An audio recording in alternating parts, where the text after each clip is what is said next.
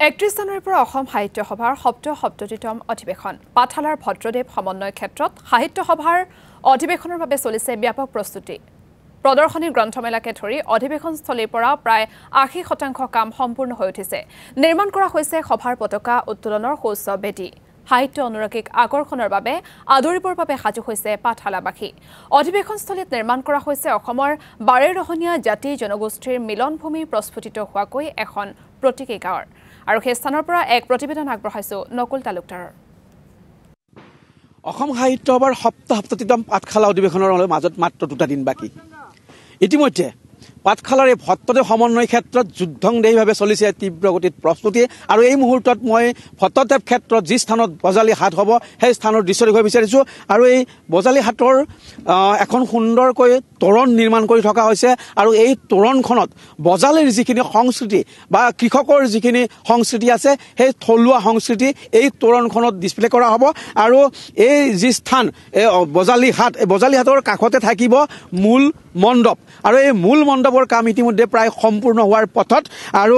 মূল মণ্ডপৰ কাষতে যি পাঠশালা বিদ্যাপীঠ শিক্ষাপীঠ পাঠশালা শিক্ষাপীঠতে হ'ব প্ৰতিনিধি সভা আৰু তাৰ একেবাৰে কাষতে হ'ব এই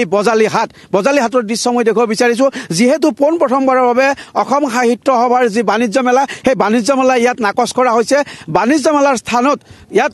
যি বজালীৰ যি থলুৱা খাদ্য বা বজালীৰ যি স্থানীয় সামগ্ৰী ইয়াত প্ৰদৰ্শন কৰা হ'ব আৰু তাৰ সেইকাৰণে ইয়াত নাম দিয়া হৈছে বজালী হাট আৰু সমান্তৰালকৈ পাঠশালা অধিৱেশনত পোনপ্ৰথমবাৰৰ বাবে সংযোজন কৰা হৈছে বিজ্ঞান মেলা তাৰ সমান্তৰালকৈ সেনাবাহিনীৰ যি প্ৰদৰ্শনী সেয়াও থাকিব মই প্ৰথমতে যাব বিচাৰিছোঁ আদৰণি সমিতিৰ সম্পাদক গিৰিধৰ চৌধুৰী ডাঙৰীয়া মই আপোনাক ক'ব বিচাৰিছোঁ পোনপ্ৰথমবাৰৰ কাৰণে বাণিজ্য মেলা বাতিল কৰা হৈছে আৰু বাণিজ্য মেলাৰ ঠাইত যিহেতু বজালীৰ এক সুনাম আছে বজালীৰ খাদ্যৰ এক সুনাম আছে বজালীৰ খাদ্য সম্ভাৰ উপলব্ধ হোৱাকৈ বজালী হাট ইয়াত নিৰ্মাণ কৰা হৈছে কি ক'ব কি খাদ্য ইয়াত উপলব্ধ হ'ব বা অসমৰ ভিন্ন প্ৰান্তৰ পৰা যিসকল প্ৰতিনিধি আহিব তেওঁলোকে বজালীৰ পৰা কি খাদ্যৰ জুতি ল'ব পাৰিব ইয়াত যিহেতুকে আমি অসম সাহিত্যৰ বাণিজ্য মেলা আমি পৰিহাৰ কৰি ইয়াত বজালীত উৎপাদিত তথা বজালীৰ